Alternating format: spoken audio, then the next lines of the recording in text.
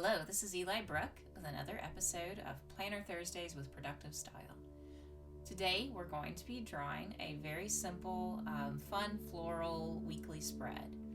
To start off, I'm going to be using a helix circle and angle maker to make a circle in the middle of the page.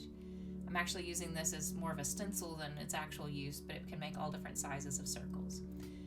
I'm going to be drawing some pretty florals, starting with anemones, using Staedtler Pinwheel Liner pens.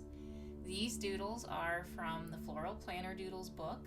This is from volume 1. There's going to be a volume 2 soon. I'm in the middle of working on some of the final edits for the book right now, so I'm really excited to share that with you soon.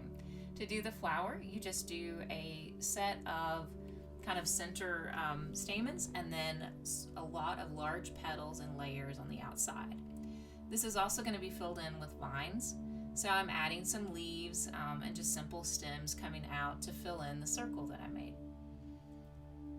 So you can use these, in whatever shape you like. I like doing sort of this like really simple vine with a pointed leaf and just, kind of light on detail right now as I'm starting out.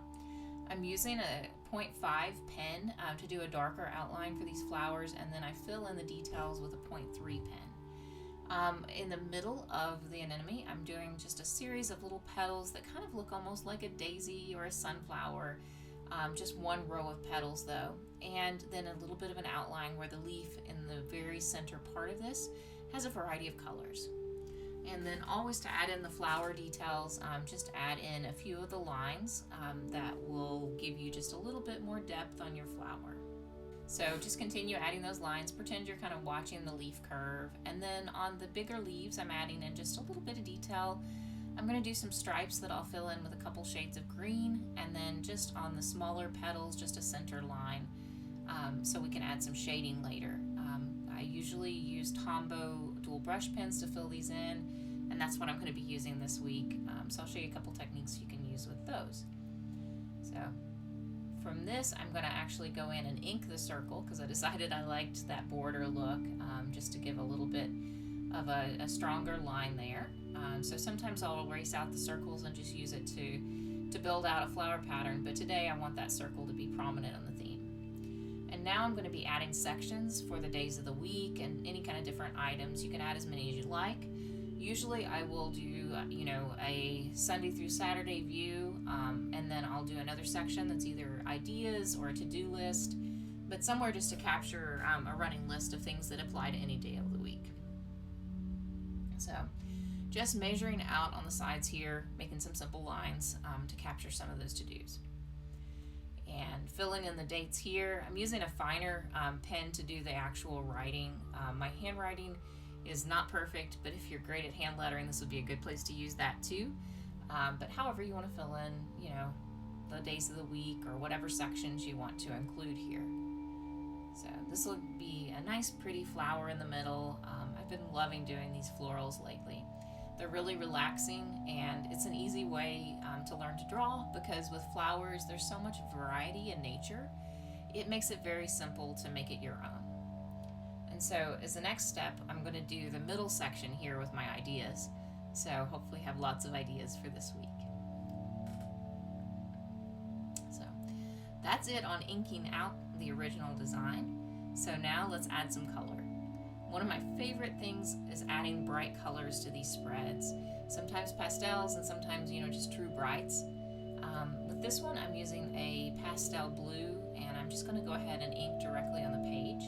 I'll add some layers to give it depth here. Sometimes I will use the blender palette you see over here on the right, and with it I will put the Tombow pens directly on the palette and then use a blender pen, that N00 pen that comes with all the sets, and that can be used to fill in and just make a lighter shade on the leaves.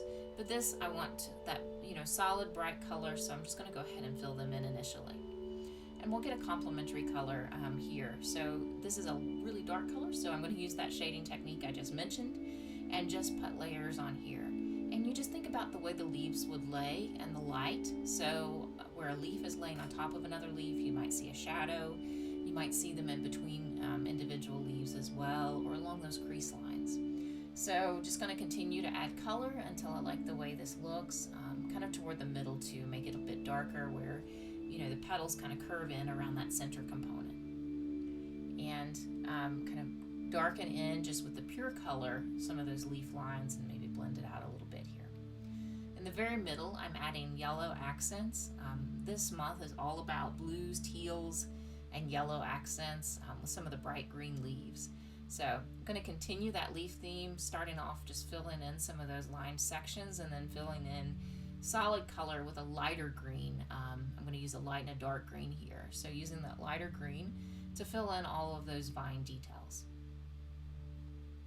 So it's really relaxing. It's like doing a coloring page after you have everything drawn in.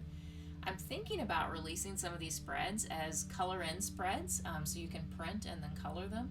If you think that would be something you're interested in, leave me a comment or send me a message. I'd love to hear. Kind of might be interested in doing some printables of these, something digital that you can make your own. So now I'm adding that darker green here as the center part of the leaves to give a bit more shadow and depth to those. And going to be using a zebra mild liner pen to add some color through the spread.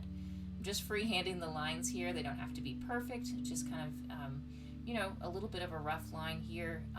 I find it super helpful to turn the book as I go. I do not like turning my hand at the weird angles to do all of these, so it helps me to turn the journal. This notebook, by the way, is is in the A5. It's an Archer and Olive book, so I can add all these thick colors on.